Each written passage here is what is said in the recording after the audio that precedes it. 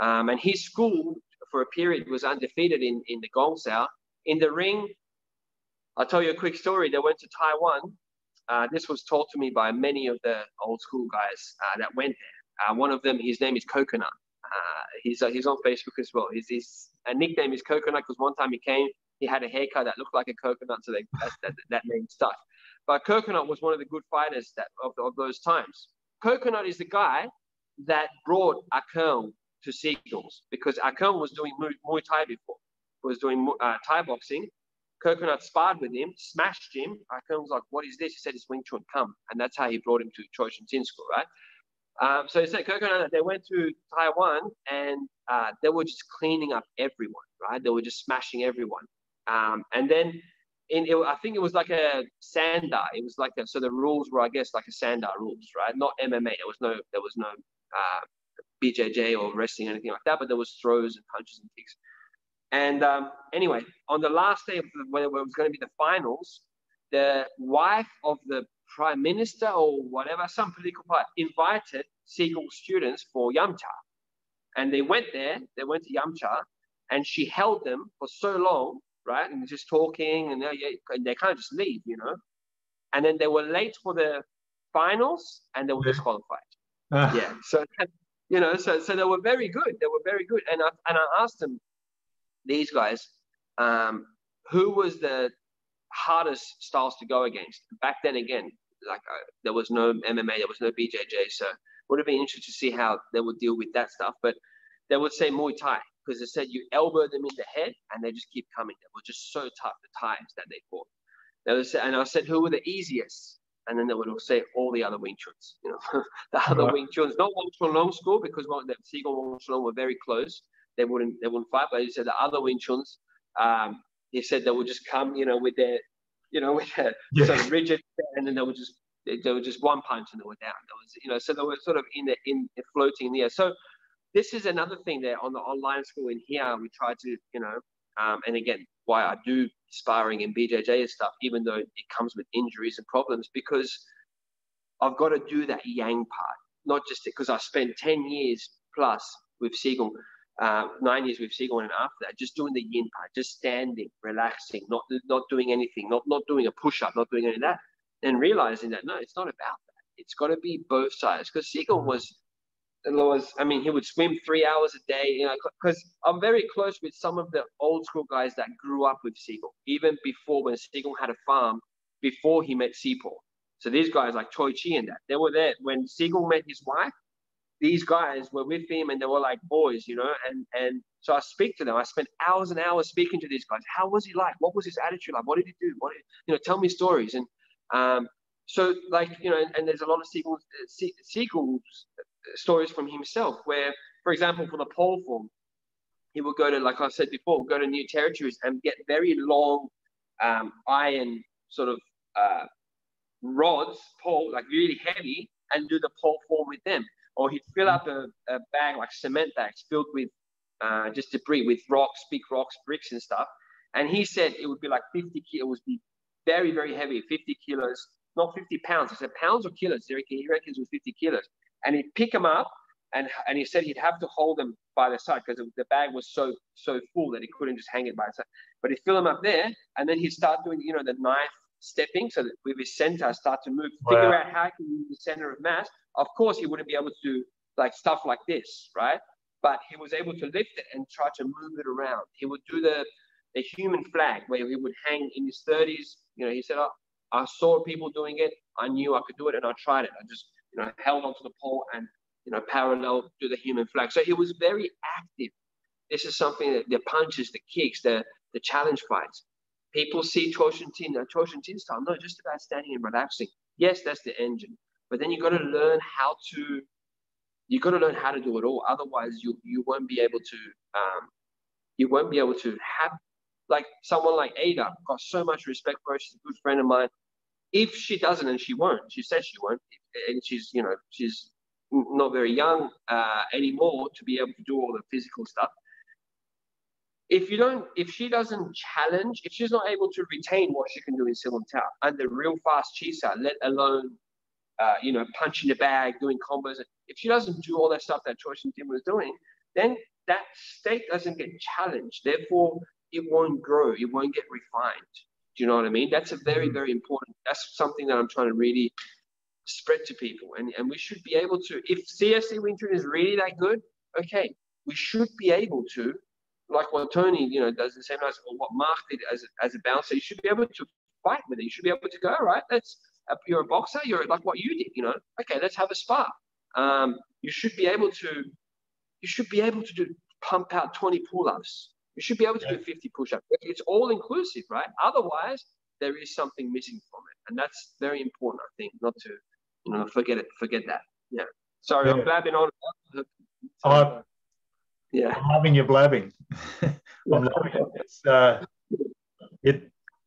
I'm somebody who really listens, and you've been telling things I've never heard before, so I'm sort of thrilled. Oh, good. Okay. But I'm learning these things, and also my guys who watch the channel be learning some cool stuff that nobody's heard before, because a lot of this is I've never heard it. Something that I think I heard this from you, maybe on one of your videos, but Sigung saying that he wishes, maybe Tony Saylor told me this actually. Sigung said he wished that he'd done more weight training when he was young, because his mind force was too strong for his sinews and whatever. Yeah. He was strong.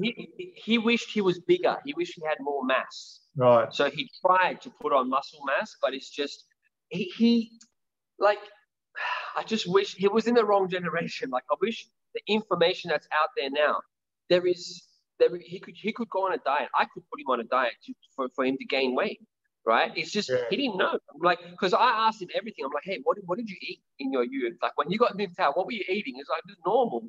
I was like, did you have, like, honestly, that's how ridiculous I was thinking. I was like, would you have sauce with your vegetables? Because sauce has the MSG and stuff. He's like, not really. Sometimes, and he's probably like looked at me like, why are you asking me this stuff? And because I was, did you drink? You smoke? You smoked cigarettes for a while, then you stop. He wouldn't drink that much, but I mean, obviously, for those that don't know, he got cancer when he was, I think, mid-70s. He got cancer, 76. He got cancer, 77. And I remember the day he came and he was like, look, I don't know how long I can go for.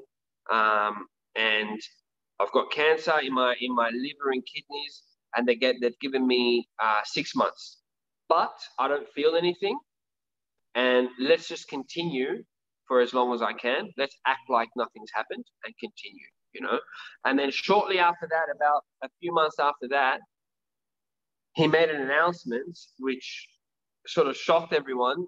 He said, look, I'm going to retire teaching. I want to stop teaching in 3 years. We were like, shit. I'm like, man, I came all this way to train with you. I'm going to stop teaching in 3 years. I'm guessing he was getting pressure from his understanding. So from Sifu, from his wife, maybe his family. Is like, look, you're killing yourself. You're overdoing it. And if you're going to be passing soon, maybe he had a granddaughter at the time. So maybe let's just be around the family more, I guess.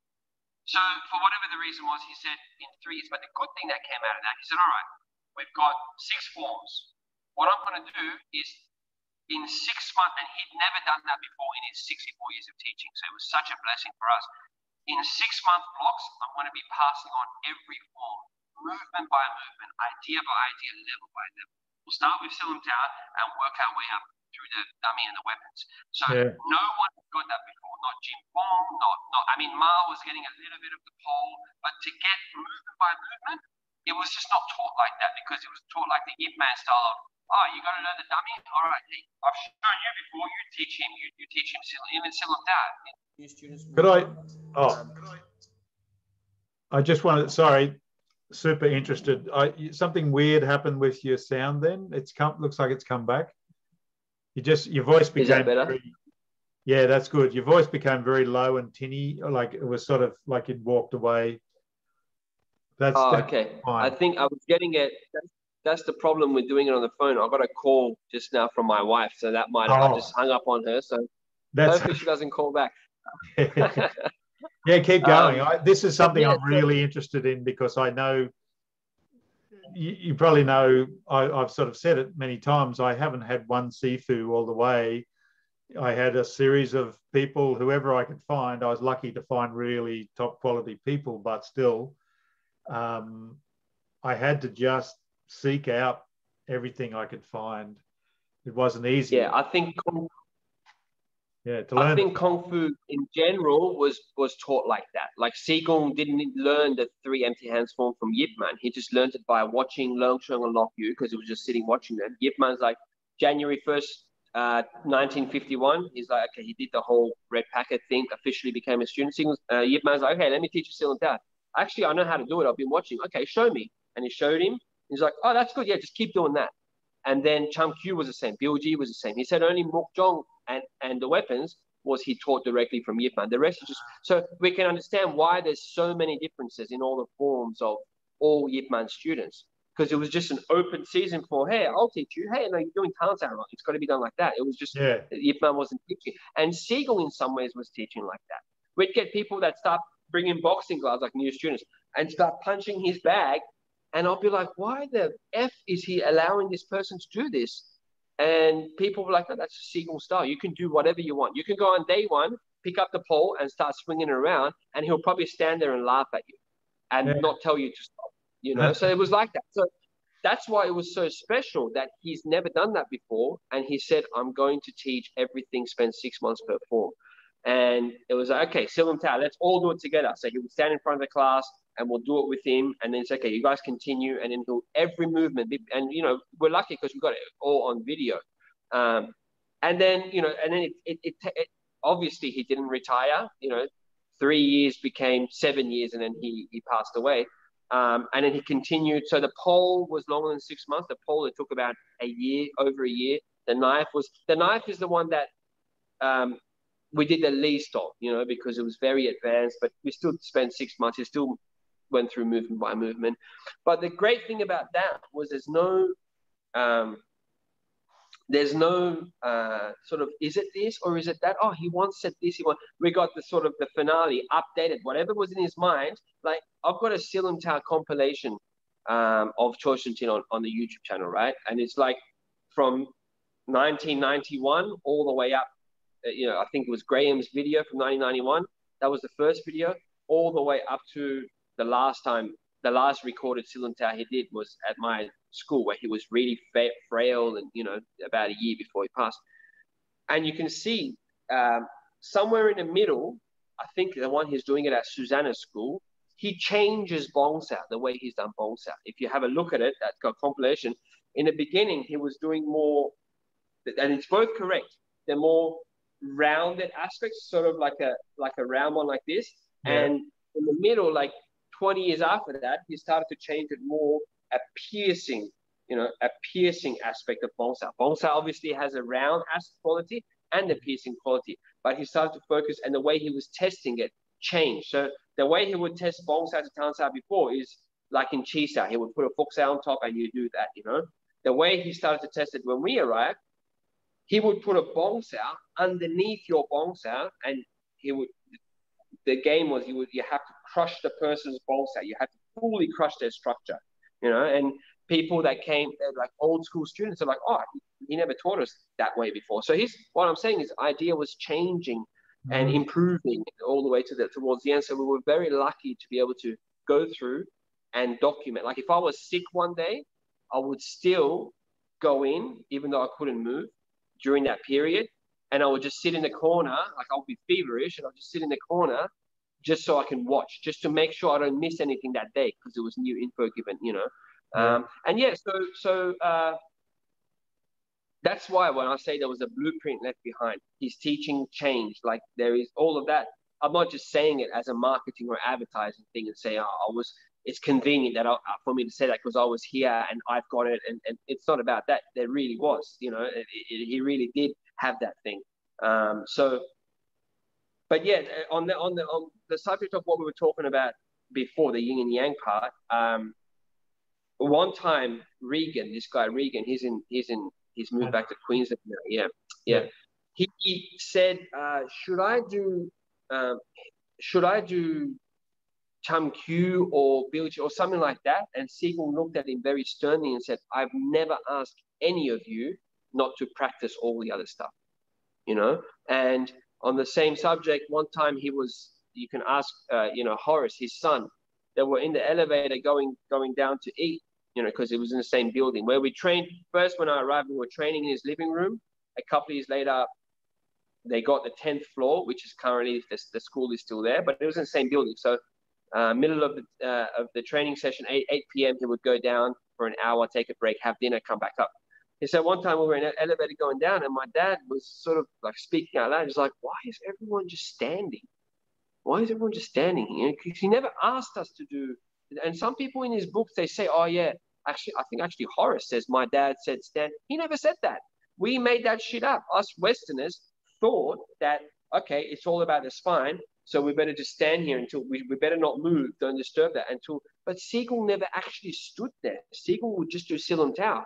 We created the standing. Now there is schools, CSD Wing Chun schools overseas, in Canada and other places, that all they do is just stand for hours. That shit was just made up by us.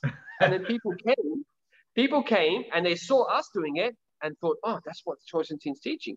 Siegel's style, going back to it again, people were, if you picked up the pole, he wouldn't say anything. Because we were standing, he wasn't going to say, hey guys, don't stand, you should actually do something. It's like, that's what you want to do. All right, I'll just teach you that. I'll just manipulate your spine. So this whole thing came about, oh, it's all about standing. No, it's not. He never did that. He never taught that, but it's just we were doing that and people observed that. That's a big thing. So what should we do then? Let's do Silam Tao. The standing, the triangulation, it's a system that's made for, the energy in the spine, so tail to the top of the spine, to the crown. That rise, what we call Seng, just means to rise. Gong is to activate the core muscles, they're very deep core muscles, to unite the body, to be able to relax the sacrum area, the glutes, the hamstrings, all of that, to then be able to access and decompress the spine, expand, as Sigung will say, the spine upwards. Later on at a high level, that Nimlik or whatever that flow is, flows up through the spine. Now, that is the engine. Yes, that is a thing that he realized 2008. Oh, wow, it's all in the spine to activate this. That was a big breakthrough for his teaching. Yes, that's true. However, he was doing that when he was practicing Silam Tao. He just didn't know he was doing it, and therefore he didn't highlight it. He wasn't teaching it, but it happened all through Silam Tao. Now, that is the engine. So there's a girl called Ajeng, very short, small girl. She's probably about 45 kilos or something, right? Now, all she did, she was a dancer background. Ada's bigger, but Ajeng is small. All she did was just stand. She would stand on one leg for like 15, 20 minutes, just stand with the arms like this, and then she'll go back on two legs and just stand. She wouldn't move. She would hardly ever do Silam Tao. She started around the same time as I arrived, 2005. And now, for her, a lot of guys from Australia, when they were visiting Sigung, felt it as well, where Sigung would say, okay, her arms are by the side. They'll go, okay, pull up on her arm to try to lift her shoulder up. And this girl's, again, like 45 kilos. There's videos of her doing it.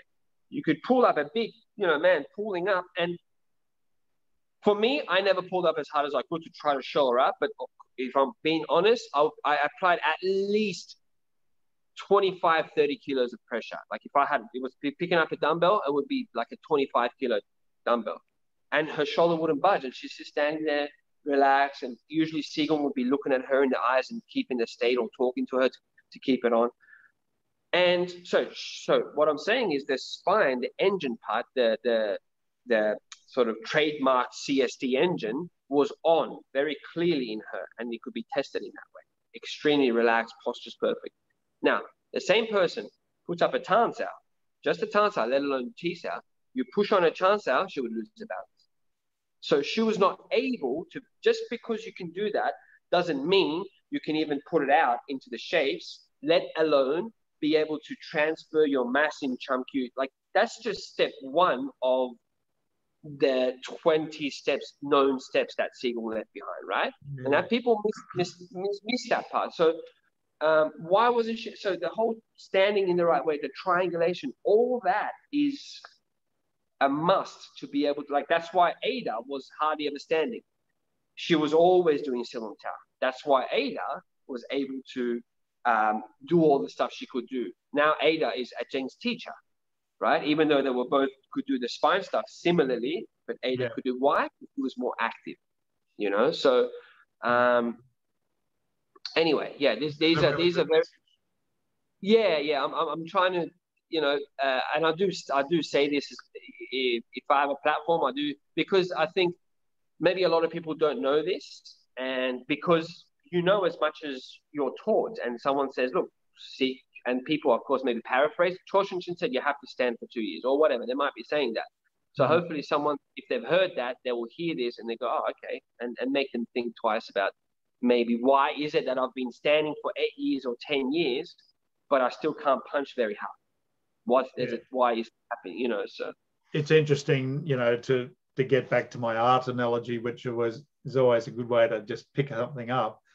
There's a idea amongst people who are learning to be artists or are artists that if they just draw all the time, they'll just end up really good, right? And people go to figure drawing classes, you know, they might go 3 times a week, draw for 3 hours each night, drawing a nude model, different poses, draw. And their idea, which seems to make some sense, is that if they keep doing that for a number of years, they're going to be really shit hot.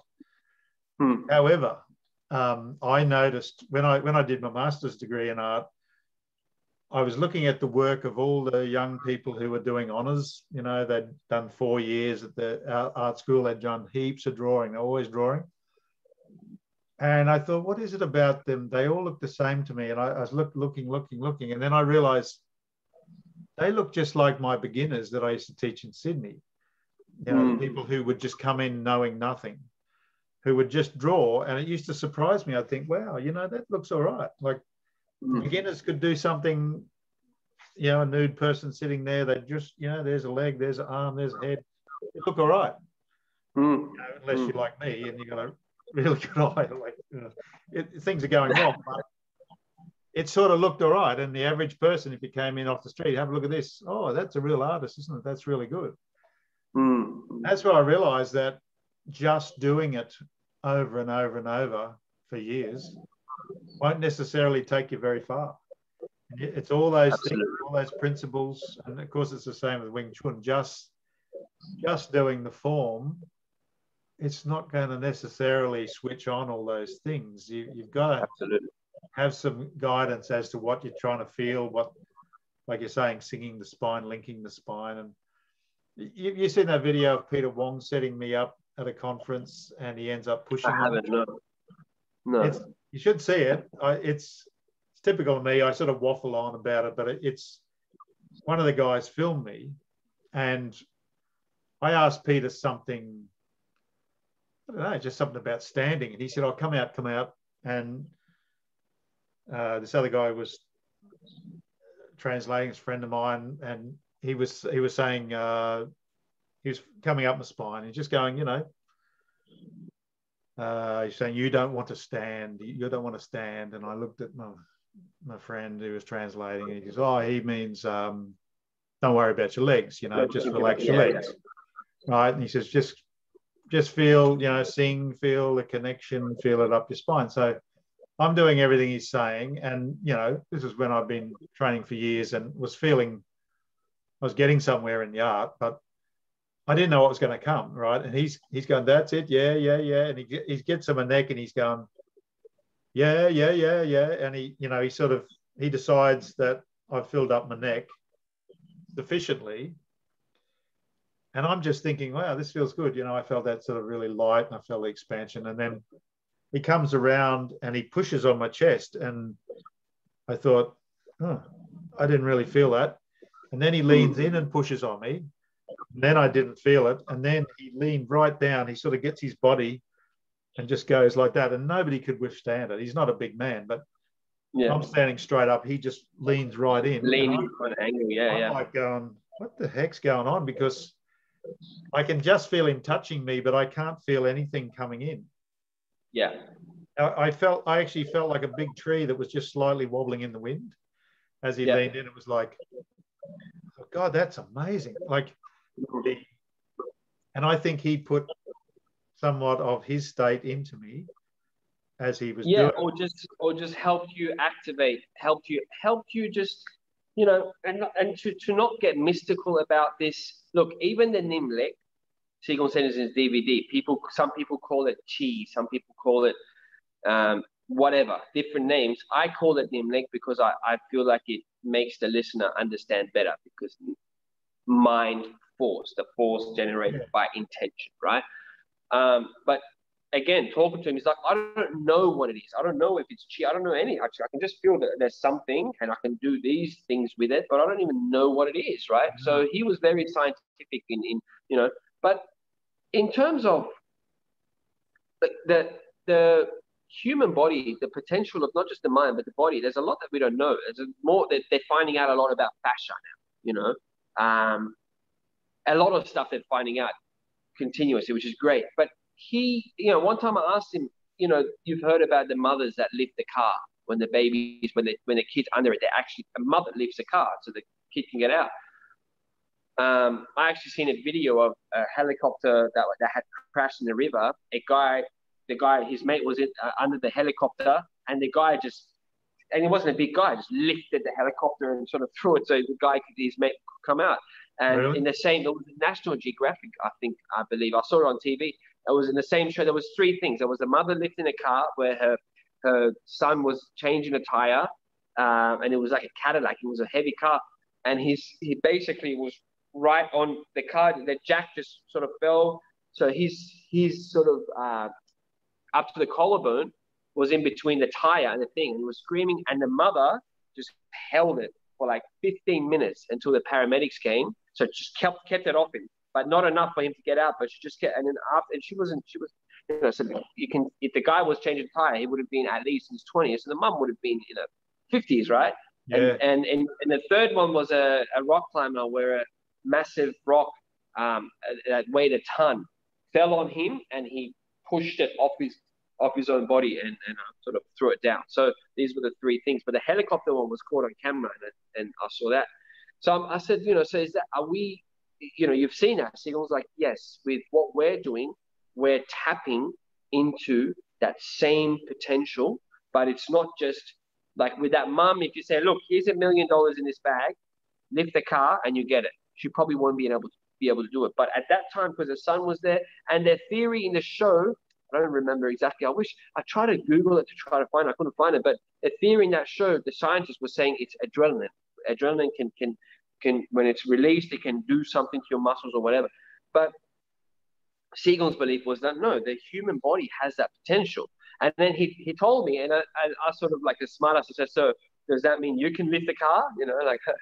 And then he looked at me very. He goes, the only limitations would be my joints popping, you know, because my joints won't be able to handle it. So he's like, yeah, I could, but you know, my joints would pop. Yeah. So, and he said, you know, that's what we're learning, how to tap into that. So the human body, you know, has, and you know, this thing about relax the muscles. People like it has to be completely off. And Siegel will say this, if you surgically remove, like I do this thing where I have a stance, I have people push on it, and my biceps and the tendon around my elbow joint, it's jelly-like. People can feel it. That's my little thing in seminars. People are like, how the hell are you doing that? Okay, so that's what we're talking about, mindful relaxation. It's not floppy, resting on something. Under pressure, you're able to relax. And I say, look, it's off.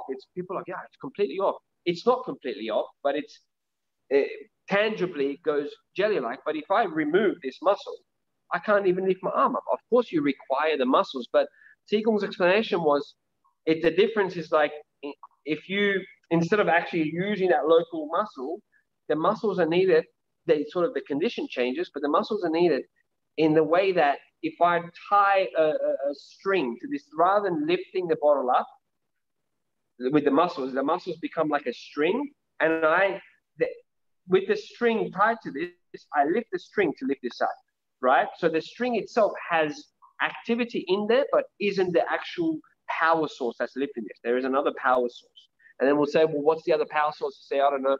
I'm guessing it's the ligaments, right? But then there's a fascia, there's all that kind of stuff. So the muscles are needed. You know, people are like, no, don't use any muscle.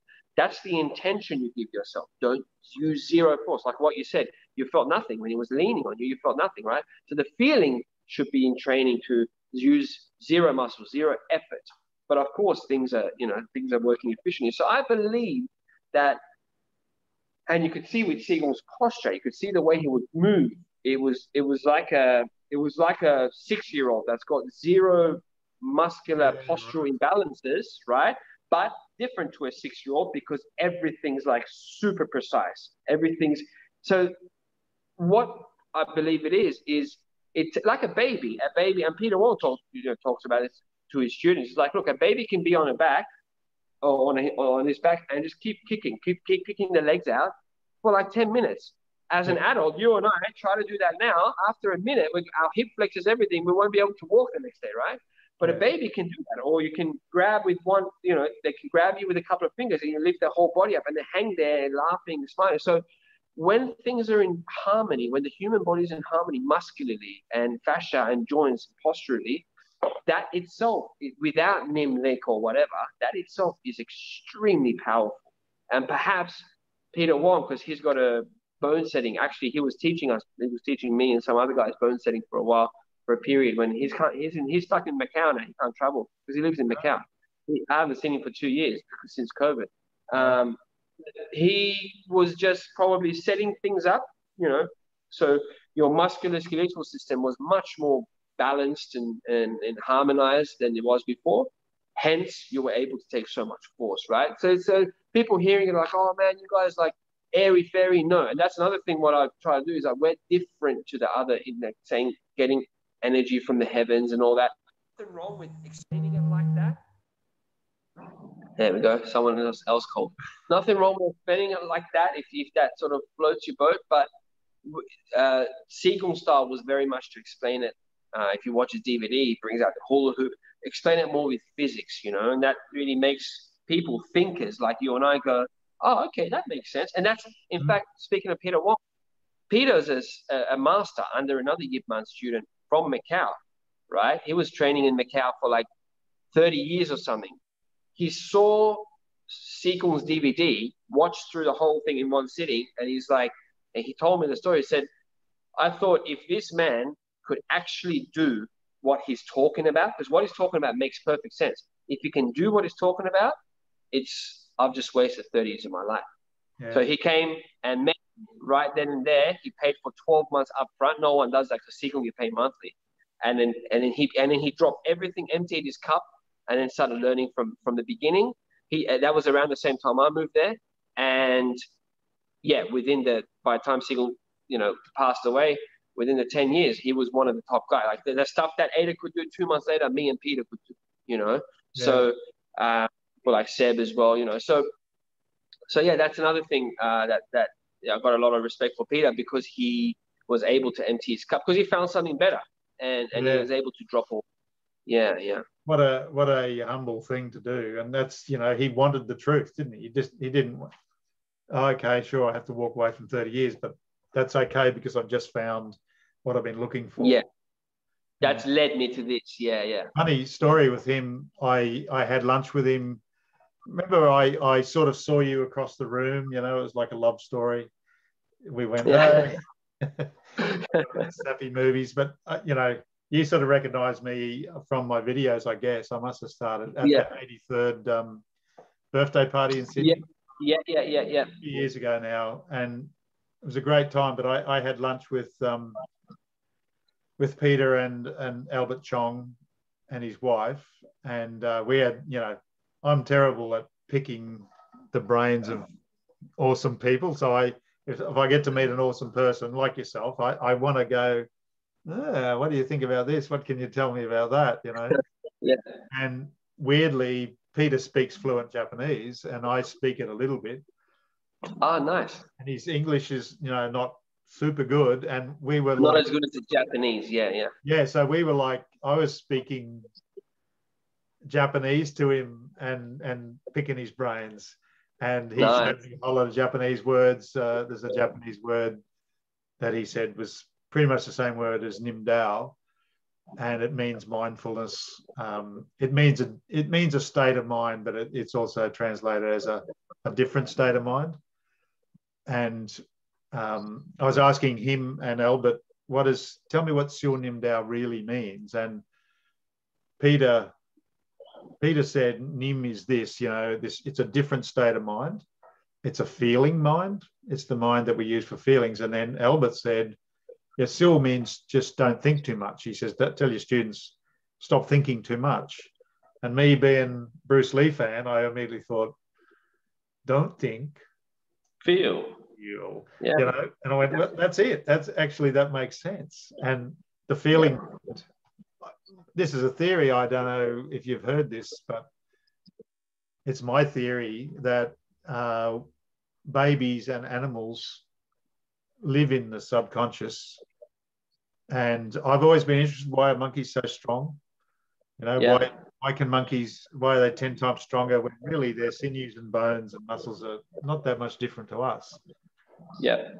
You know, at art school, I learned all about anatomy and I'd been a nurse before that. So it's really interested, why would they be so strong? And then it became pretty obvious from learning Wing Chun that, it's the mind state.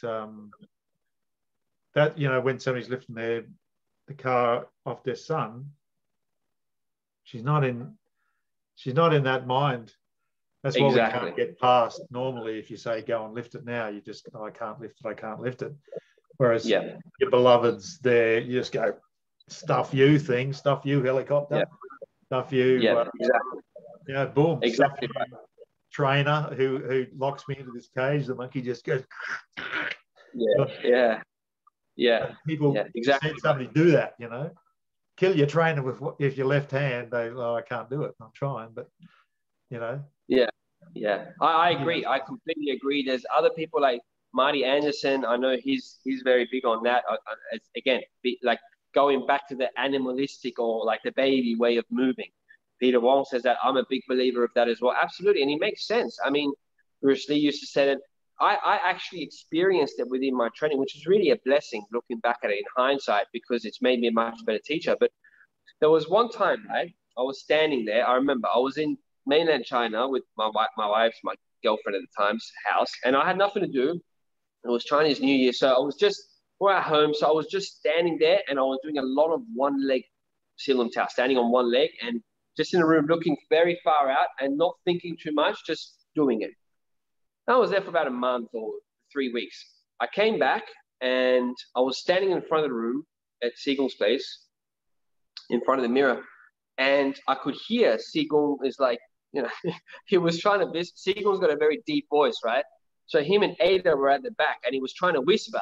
Sigung's kind of whisper, but it was like talking normally. So he's like, Nima, and I was like, so it got my attention. I started looking, and then sort of pretending like obviously they were like sort of whispering. And then he didn't touch me much, you know. He went to dinner. Then Ada was going home when Sigung went to dinner, and I was standing there, and it's like,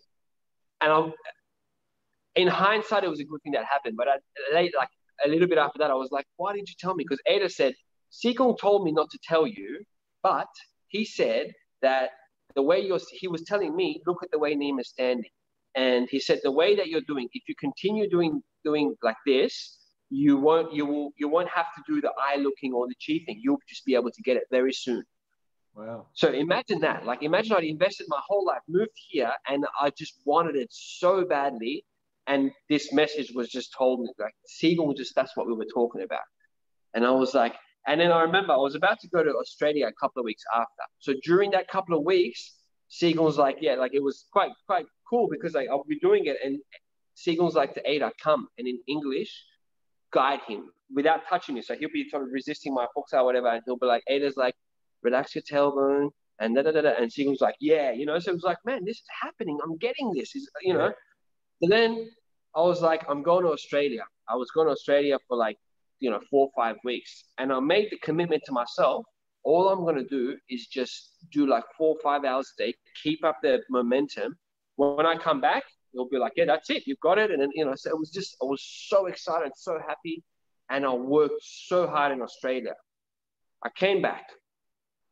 First day, standing, and then Sigung comes next to me with this sort of look me up and down. And then he asked Ada to come. He asked Peter Wong, and then they started talking. This was, I don't know what year it was, maybe 2008 or 2009. I was able to understand a bit of Cantonese, so I knew it was not good. You know, he's like, and then they were like, oh yeah. Oh, and then Sigungs like, you know, I was picking up words like, yeah, he's, you know, tense in the lower back, and I was like, what's going on? And then afterwards, yeah, Peter's like, what happened? And Ada's like, why are you standing like this? I'm standing like what? It's like you're sticking your bum out. Anyway. Long story short, that whole thing took about a year that I started going backwards. Now, keep in mind, I was that close to, according to him, to be able to activate it, right? Of course, that wouldn't be like, okay, your signals level, but okay, you activate it, then I'll have to take a decade to do all the forms and really be able to mobilize mass, etc. But to be able to activate him to that level, that signal, like, yep, he's doing that, like what Ada was doing before it passed. So I was there. I was with the best teacher in the world, the person that could do it, right? That could set people up. I was training 6 hours a day with that person, in that person's presence. All of that. During that time, I was going backwards to a point where Ada once told me, before you came, we were talking about it with Peter and Sigung, and we're all actually a little bit worried about your training. Sigung's like, the more you train, the tenser you're getting. So it's not like I couldn't get it. I kept getting worse and worse and worse. I was stuck here. I was completely stuck here. Going back to Australia, I made a commitment of, I'm going to get it. I'm going to really try hard. That is the opposite of what you need to do. So everything categorized here, and the opposite to what you just said, to being in the subconscious and don't think, feel, all of that.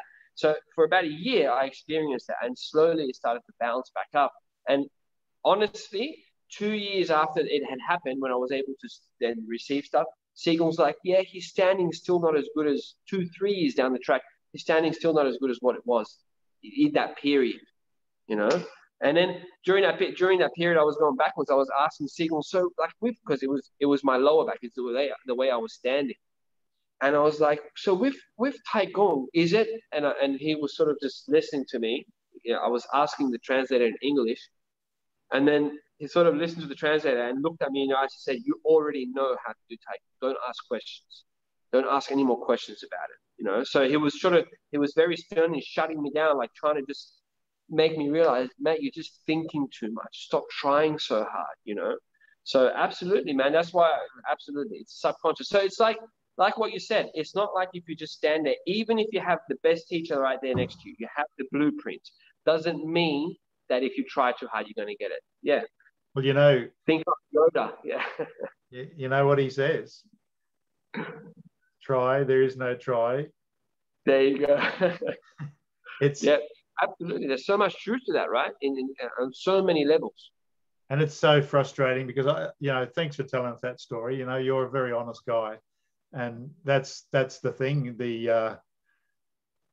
It's like a creature, and it's wild creature. I was practicing the other night, and this thing came to me, and I thought, because I've been starting to feel something moving, moves my arms, presence in my hands, and I don't know what it is. I think it's G, but I don't want to kid myself. I just, something's definitely happening, and it's been happening for a while. But I suddenly had this. One of my Chinese friends told me, "That's good that you feel that, but you got to tell it what to do, because at first it used to just move me around." And he said, "It's good you're feeling, but you've got to tell it, go there, go there, go there. Don't let it just go all over the place." Exactly. And it's sometimes I just can't do anything. It's nothing happens, I'm just nothing. And then other times, something's happening. Yeah. But he said, always thank it and put it away afterwards, thank it for the sealing him down. As an Aussie, it's like, that's sort of a weird idea. What is it? Like, what is it, a creature or something? And then the other night I thought, maybe this is the wild me, maybe this is me, like as if I grew up like Mowgli in the jungle with the wolves or something. Yeah. Maybe that's who this is.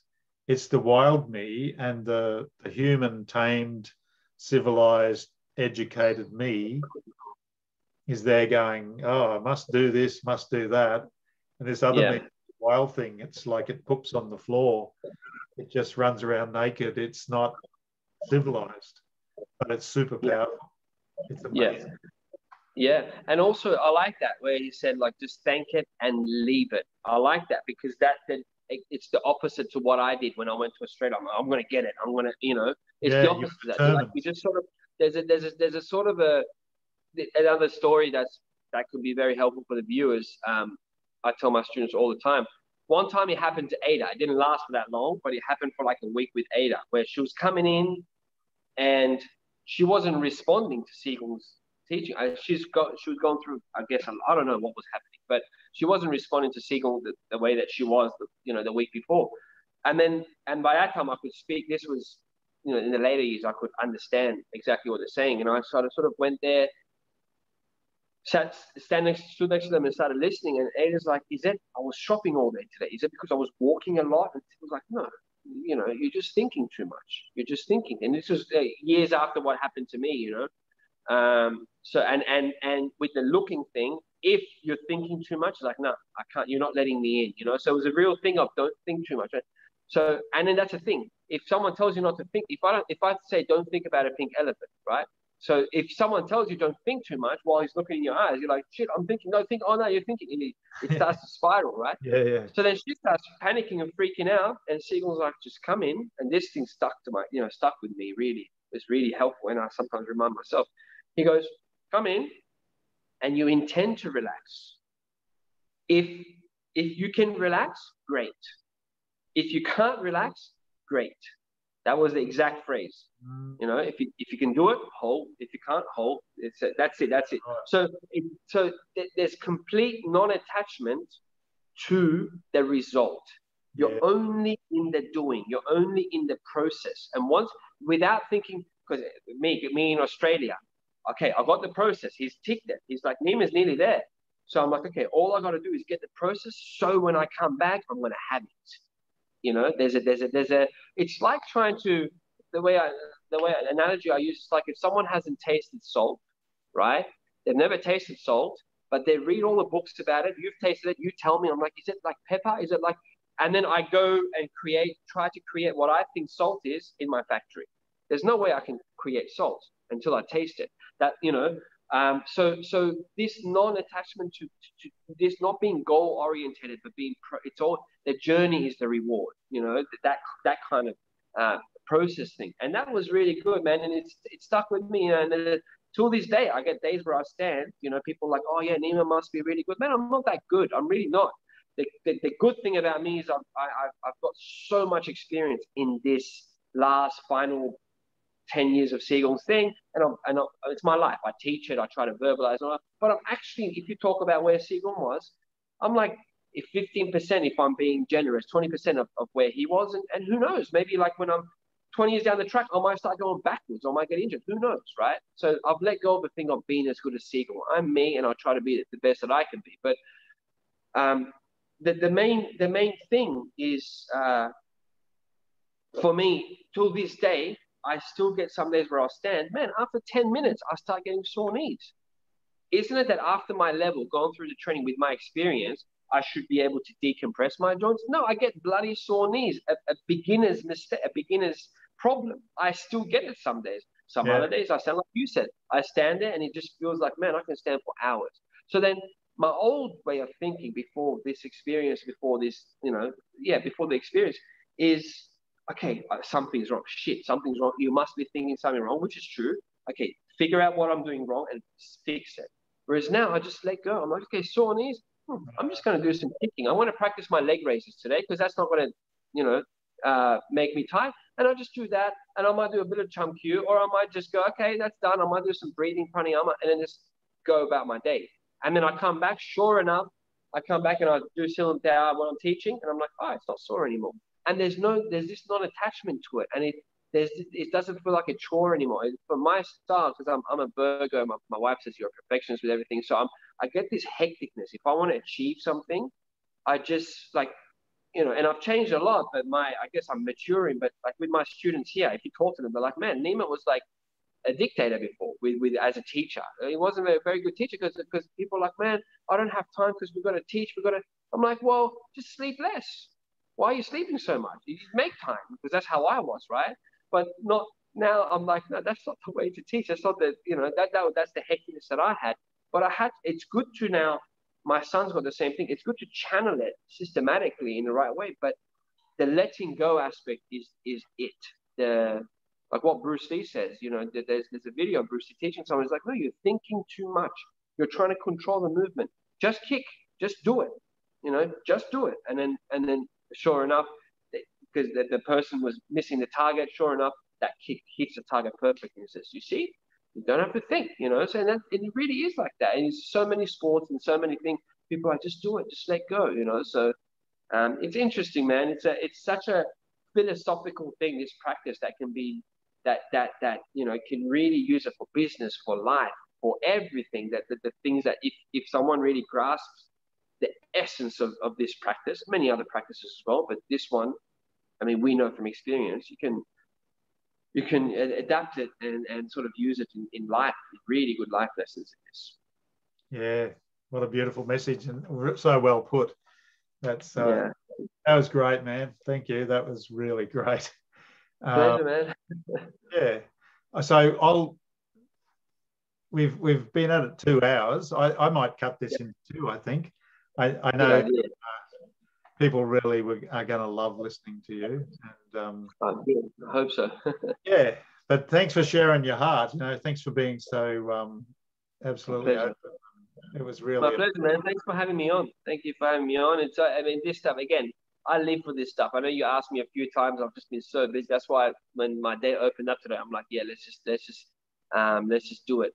Otherwise, who knows when I can do it. But this stuff, man, and I know you're like what I said in the beginning. You know, your passion, and not just for the lineage, because I don't want to make it sound like our lineage is better or Wing Chun is the best. I don't want to be like that. But it's just you know that there's truth in this. You know that there's so much benefit in this, and you know all of that, and you're really dedicating your time and effort to that. So I really appreciate. I mean, I don't really know you now. I feel like I know you a lot more, and you know, next time that we meet in person, we'll have a beer and we can really catch up on our past and stuff like that. And I think we'd get on really well. But that aspect of your personality, I really dig. So I think we're on the same journey in terms of what we're trying to do in our own ways with this art, with passing it on and sharing it. So yeah. Yeah. Oh, thank you. I appreciate it very much, and I feel the same way. And I've always wanted to come to Hong Kong, so when I come, you're going to take me to some Bruce Lee hotspots.